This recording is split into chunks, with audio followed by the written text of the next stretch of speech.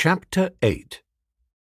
A few days later, when the terror caused by the executions had died down, some of the animals remembered, or thought they remembered, that the sixth commandment decreed, "No animal shall kill any other animal."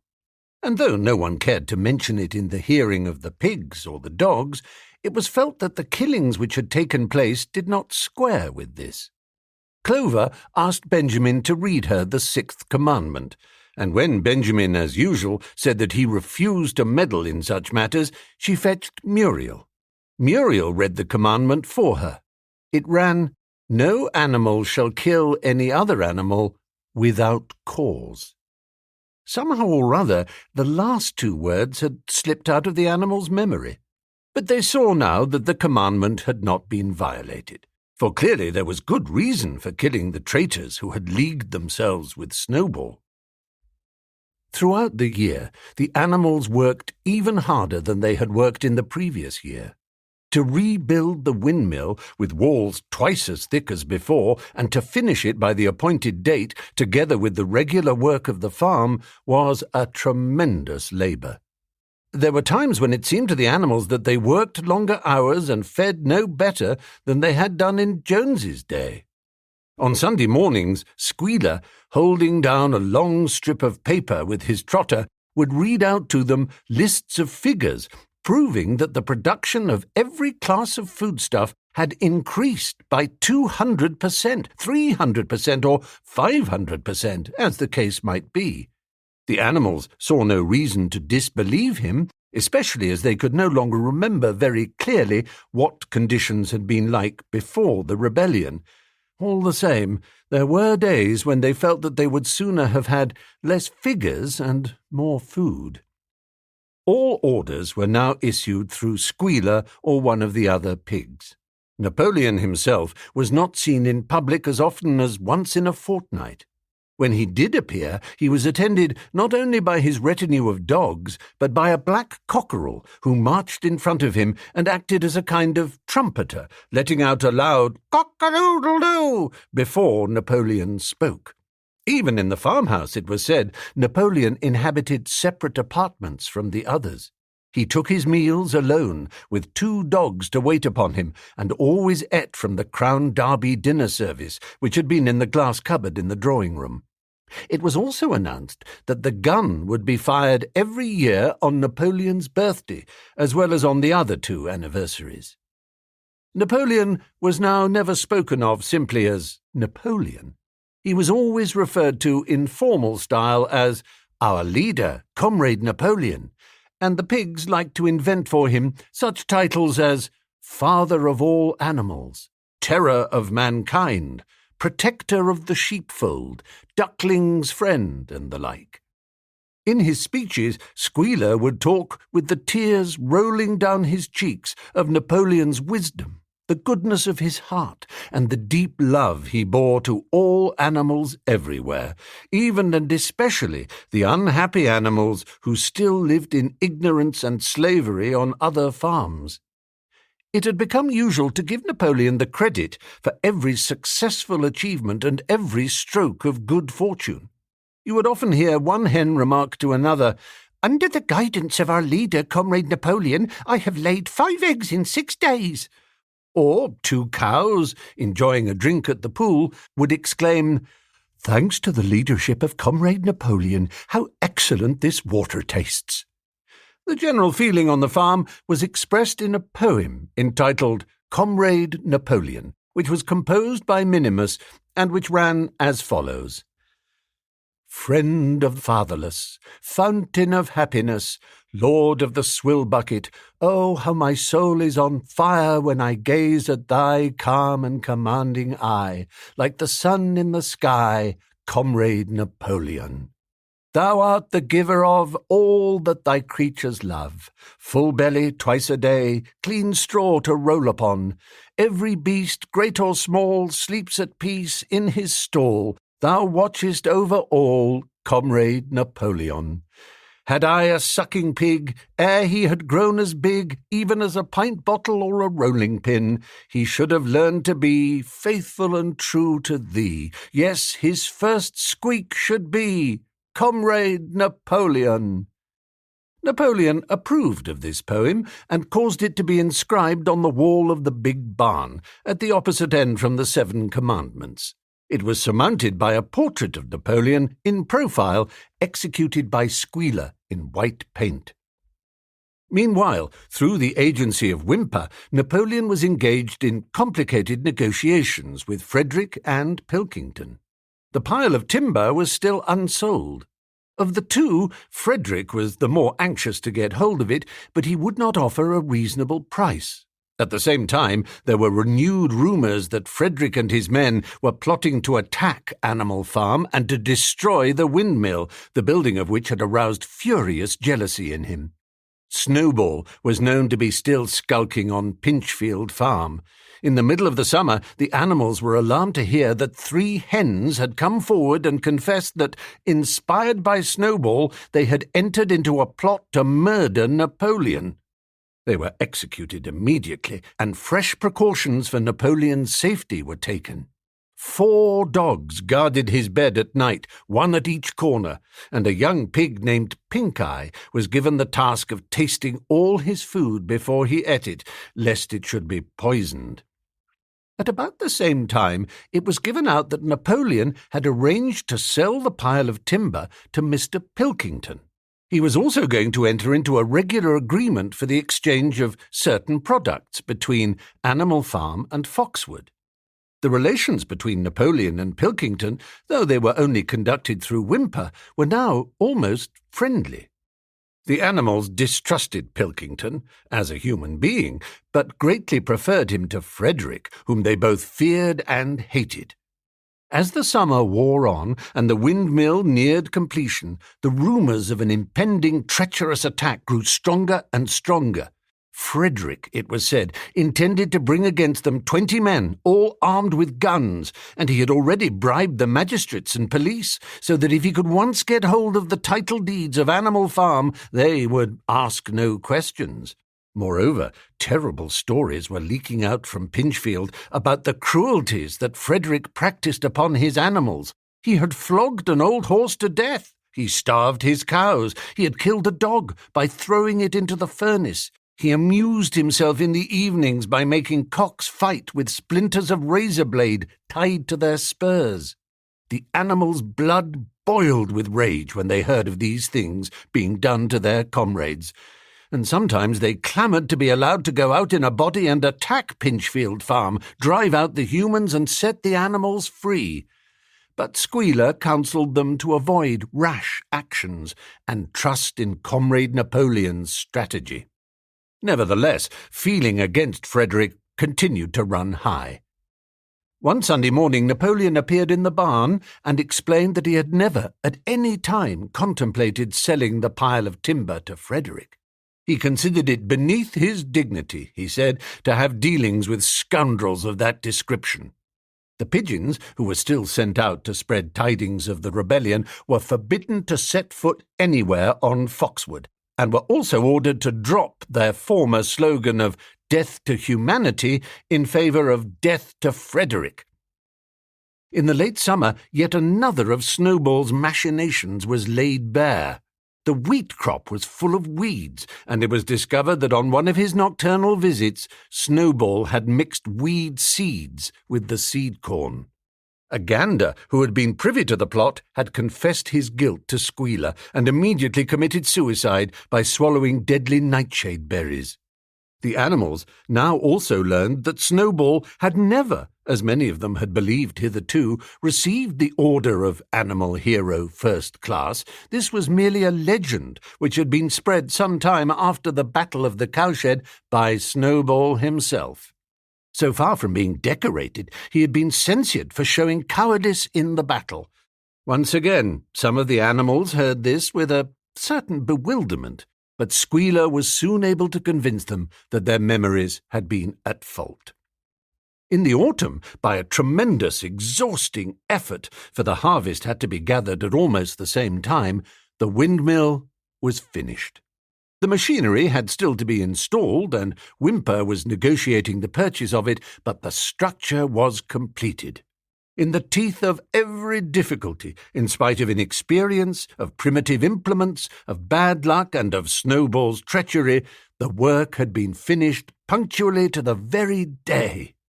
Tired out, but proud, the animals walked round and round their masterpiece, which appeared even more beautiful in their eyes than when it had been built the first time.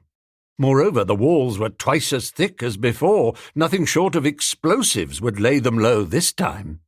And when they thought of how they had laboured, what discouragements they had overcome, and the enormous difference that would be made in their lives when the sails were turning and the dynamos running, when they thought of all this, their tiredness forsook them, and they gambolled round and round the windmill, uttering cries of triumph. Napoleon himself, attended by his dogs and his cockerel, came down to inspect the completed work. He personally congratulated the animals on their achievement and announced that the mill would be named Napoleon Mill. 2 days later, the animals were called together for a special meeting in the barn. They were struck dumb with surprise when Napoleon announced that he had sold the pile of timber to Frederick. Tomorrow, Frederick's wagons would arrive and begin carting it away. Throughout the whole period of his seeming friendship with Pilkington, Napoleon had really been in secret agreement with Frederick. All relations with Foxwood had been broken off. Insulting messages had been sent to Pilkington. The pigeons had been told to avoid Pinchfield Farm and to alter their slogan from "Death to Frederick" to "Death to Pilkington." At the same time, Napoleon assured the animals that the stories of an impending attack on Animal Farm were completely untrue, and that the tales about Frederick's cruelty to his own animals had been greatly exaggerated. All these rumours had probably originated with Snowball and his agents. It now appeared that Snowball was not, after all, hiding on Pinchfield Farm, and in fact had never been there in his life.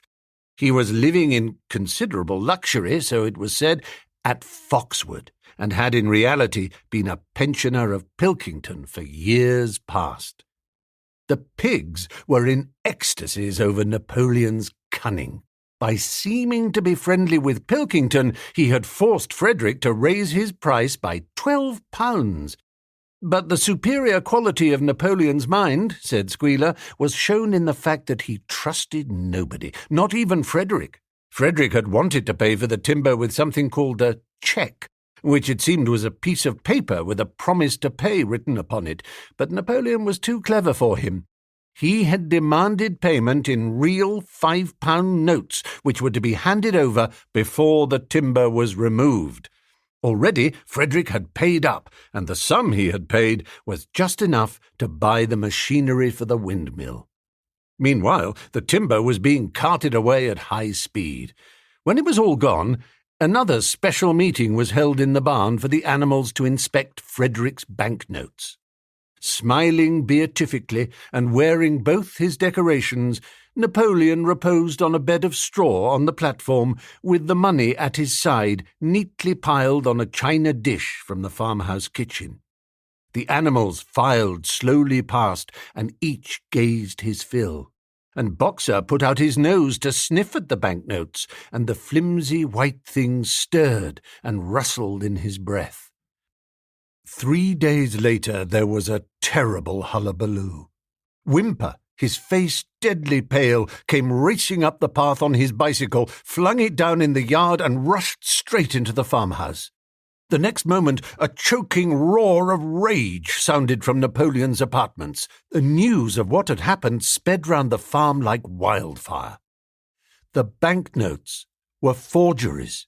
Frederick had got the timber for nothing. Napoleon called the animals together immediately, and in a terrible voice pronounced the death sentence upon Frederick. When captured, he said, Frederick should be boiled alive. At the same time, he warned them that after this treacherous deed, the worst was to be expected. Frederick and his men might make their long-expected attack at any moment. Sentinels were placed at all the approaches to the farm. In addition, 4 pigeons were sent to Foxwood with a conciliatory message, which it was hoped might re-establish good relations with Pilkington. The very next morning, the attack came.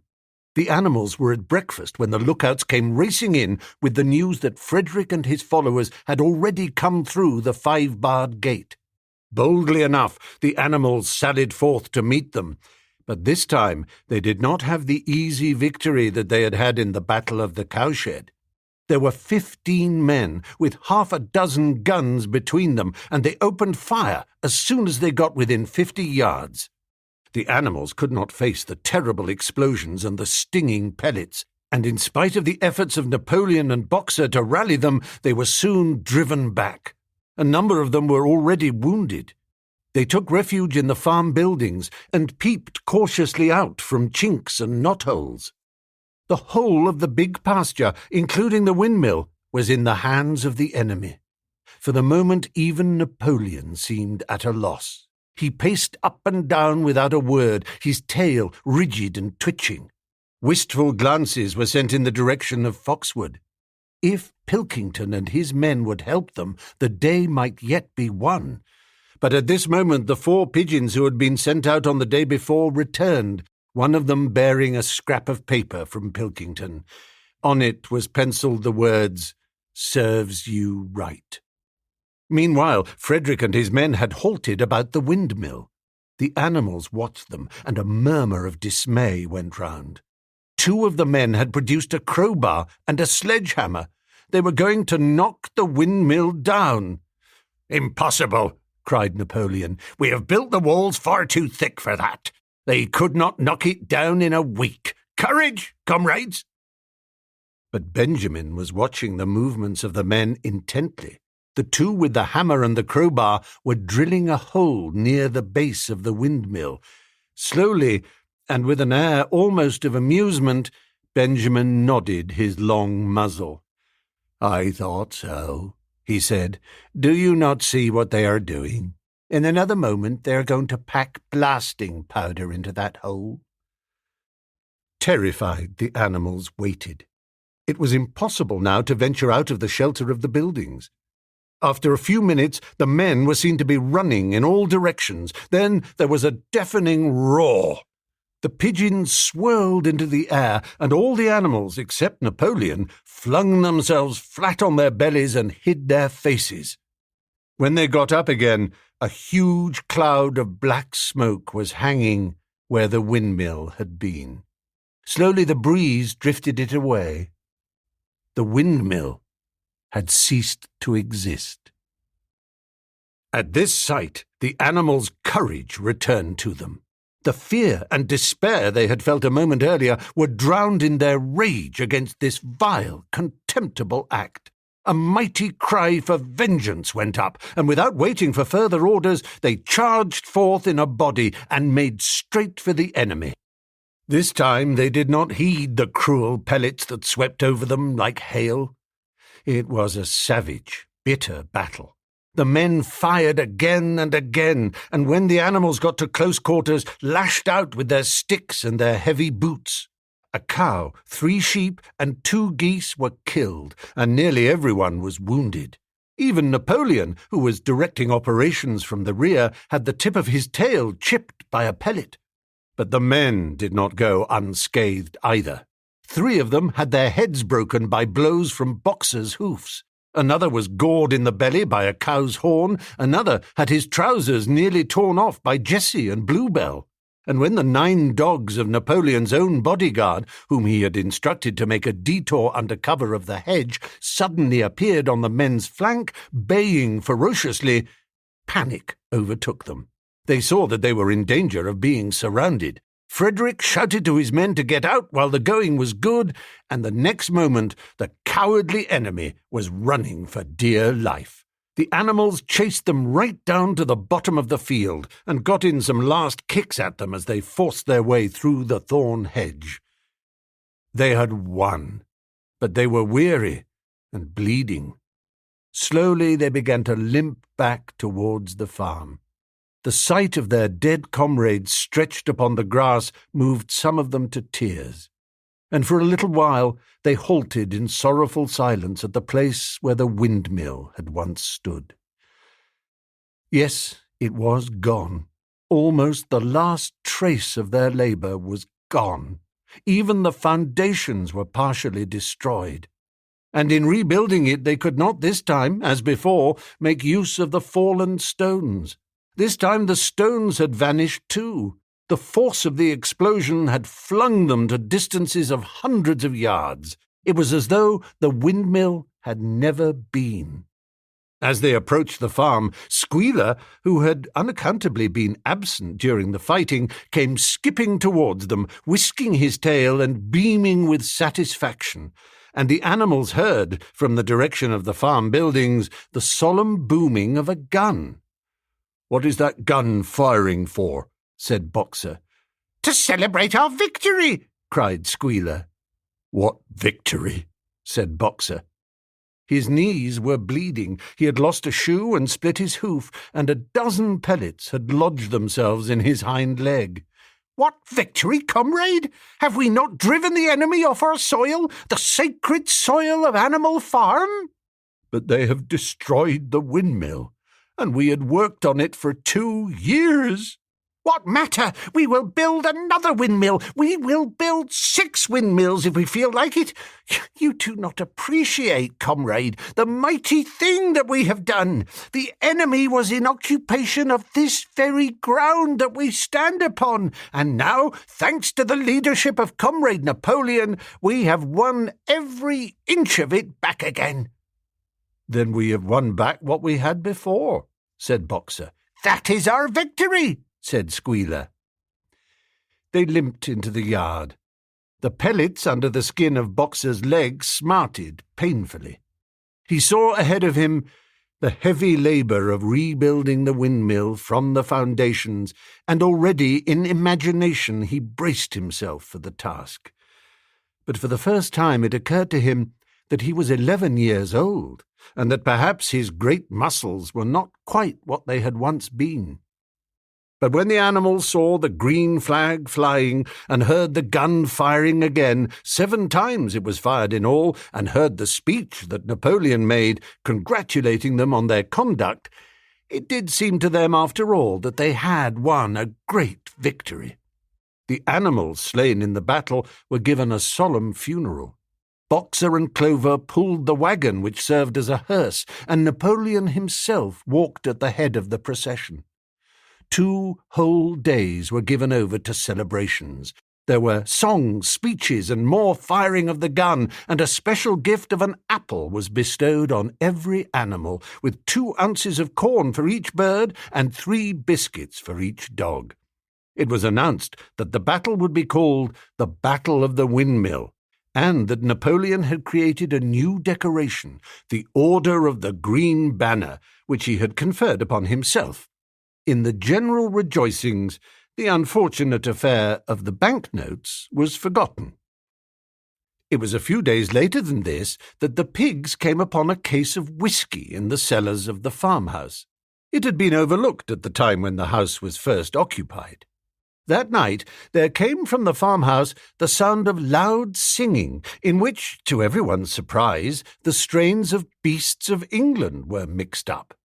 At about 9:30, Napoleon, wearing an old bowler hat of Mr. Jones's, was distinctly seen to emerge from the back door, gallop rapidly round the yard, and disappear indoors again.